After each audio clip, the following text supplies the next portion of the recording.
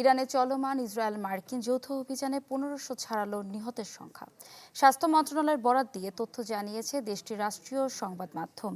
এরই মধ্যে ইরানে হামলার তীব্রতা আরও এক সপ্তাহ বাড়ানোর কথা জানিয়েছেন ইসরায়েলের প্রতিরক্ষা মন্ত্রী।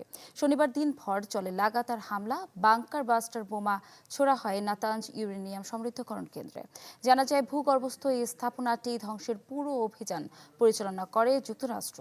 কয়েক ঘন্টা পরে ইসরায়েলের দক্ষিণাঞ্চলীয় আরাদ ও ডিমোনা শহরে জোড়া ক্ষেপণাস্ত্র হামলা চালায় তেহরান, যাতে শতাধিক ছাড়িয়েছে আহতের সংখ্যা।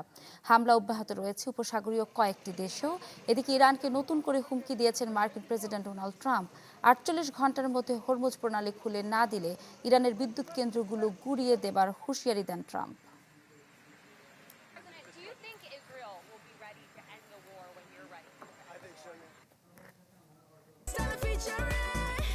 Next level, well done, side by side, free.